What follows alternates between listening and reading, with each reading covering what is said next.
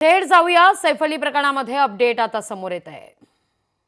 Weapon है वो recover कर लिया गया है और उनके जो क्लोथ्स है वो भी रिकवर कर लिए गए और जो फॉरेंसिक को जो भेजना चाहिए था उनको उन्होंने वो सारी चीज़ें सेंड कर दी है।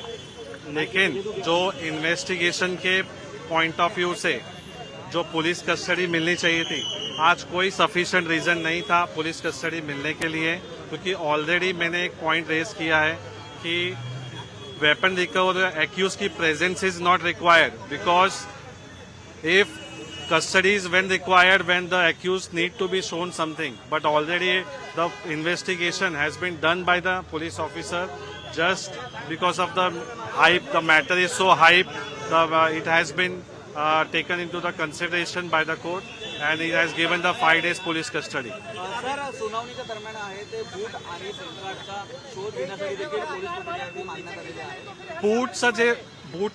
बूट का जो बोला गया है वो गलत है, क्योंकि देखो when he was arrested that time the police had visited to his house and already the search has been done.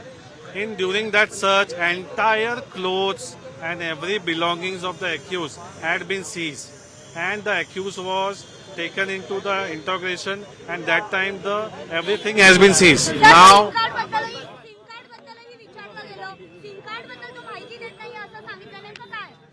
ते चुकीचं आहे। सिम कार्डची माहिती तो कसं काय देणार? ते जे ऑलरेडी जे सिम कार्डची माहिती आहे त्यांना जे ऍप्लिकेशन देऊ, जो नेटवर्क तो यूज करतोय त्याच्या नेटवर्क तू सीडीआर वगैरे काढलं तर त्यांना माहित पडते। त्याच्यासाठी आरोपीची कस्टडीची का गरज आहे?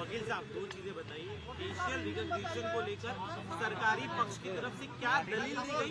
सरकारी पक्ष की दलील बताइए। सरकारी पक्ष की दलील ऐसे दी गई है कि आज उनको कुछ इन्वेस्टिगेशन जो नाइफ कहाँ से लाया है और फॉरेंसिक में उनको भेजना और उनको और जो उसके कोई साथीदार है या नहीं है उनके point of view say investigation करने के लिए उनको ये दलीलें दी गई है। आपने जब एक मुद्दा उठाया कि उनके परिवार को इन्फॉर्म नहीं किया गया है, उस मुद्दे पर क्या बातचीत चर्चा हुई ये बताइए। देखो, as per the law, the first when the arrest has been done, so immediately it has to be informed to the relative or to the concerned guardian about the arrest of the person. But in this case, they had not informed anyone.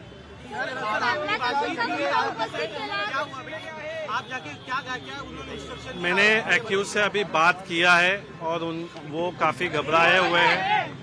आपने आरोपी से बात की है, वो काफी घबराए हुए हैं और उनको सारा प्रोसीजर समझाया गया है और उनको जो जो चीजें बतानी थी उन्होंने बोला है कि मैंने ऐसा कुछ किया नहीं है, मैं वो नहीं हूँ, जो फुटेज वाला जो बंदा है वो मैं नहीं हूँ, मुझे फंसाया जा रहा है। पूरा घटनाक्रम आपको लगता है? सर, ये पूरा घटनाक्रम आपको स्क्रिप्टेड लगता है? बांग्लादेशी है सर, वो बताइए। पूरा घटनाक्रम देखो, अभी इन्वेस्टिगेशन में ऐसा कोई भी प्राइमा फेसी कॉन्क्रीट एविडेंस दिया नहीं गया है कि उसमें पता चलता है कि एक्यूज ने ये ऑफेंस किया। मराठीमध्ये काय नक्की युक्तिवाद आहे तो आज पार पडलेला आहे। आज मराठीमध्ये काय युक्तिवाद आहे तो पार पडलेला आहे? काय युक्तिवाद सर मराठीमध्ये काय युक्तिवाद आहे तो पार पडलेला आहे? पहिला फेस रिकग्निशन से आपके मीडिया से ही आया हुआ था। फेस रिकग्निशन से उसके आई, उनके जो नोज है, उनके जो बाल है, वो बंदा है ही नहीं उसमें। सीधा आप भी देख सकते हो, फोटो से पता चलता है।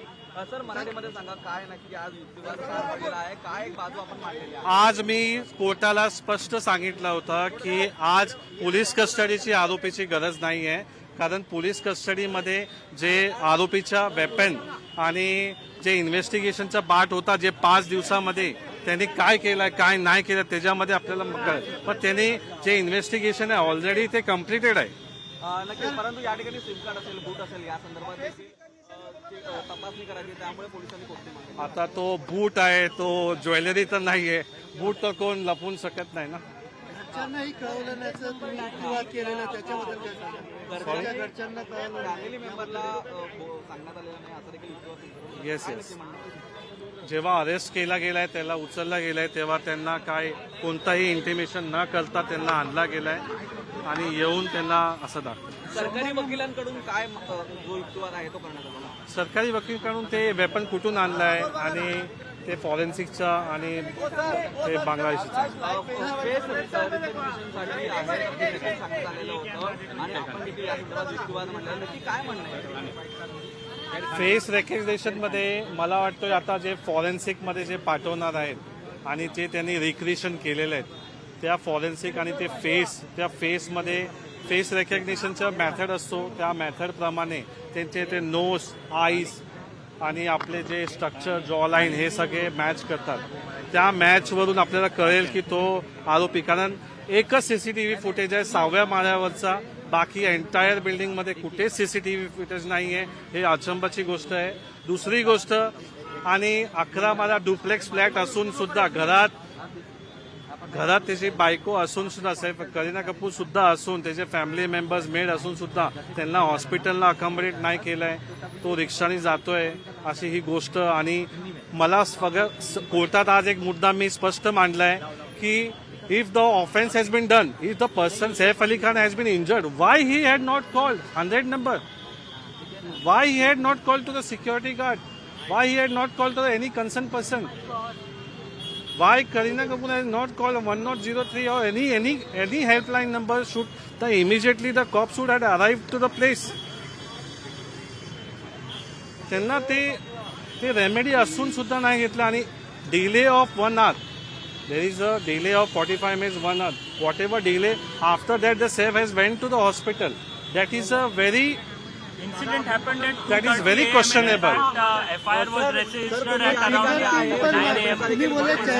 मराठी समजा फिंगरप्रिंटचा देखील मुद्दा मांडलेला आहे. त्या संदर्भात फिंगरप्रिंट, आता जे फिंगरप्रिंट जर आयो आणि हे लोकांनी अगोदर घेतले असेल आणि हे फिंगरप्रिंट आता आरोपी भेटण्या 1 आठवड्यानंतर सापडलाय आणि तो फिंगरप्रिंट हा मला फक्त एकच गोष्ट आहे की जेव्हा फिंगरप्रिंट पाहिजे असतंय इन्व्हेस्टिगेशन ऑफिसरला, why that whole corridor has not been sealed, why it has not been sealed.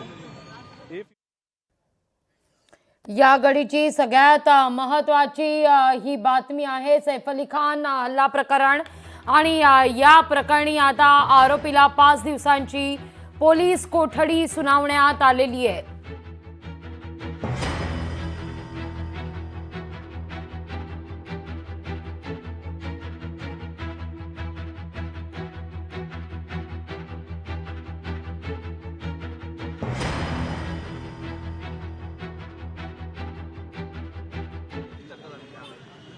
अशी बोलणं झालंय, तो खूप घाबरलाय आता मॅटर हाईप झाल्यामुळे.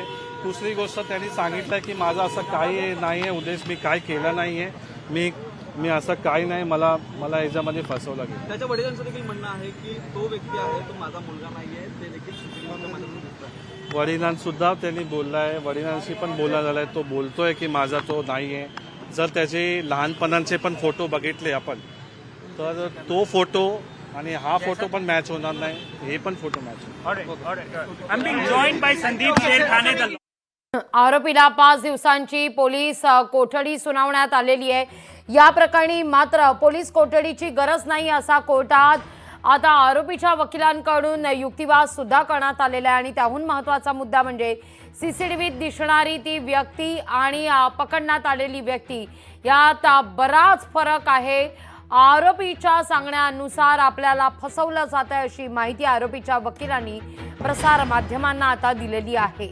आणि काही सवालही त्यांनी या ठिकाणी उपस्थित केलेले आहेत. जो युक्तिवाद आज झाला सैफ अली खान प्रकरणी, त्या प्रकरणी आता आरोपीच्या वकिलांनी या संदर्भात सवाल उपस्थित केलेले आहेत.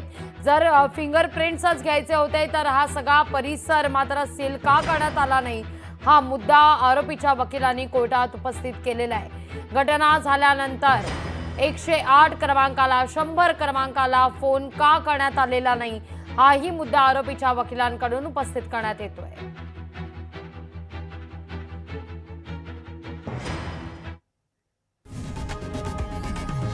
लोकशाही मराठी ऐका, पहा, जागरूक रहा.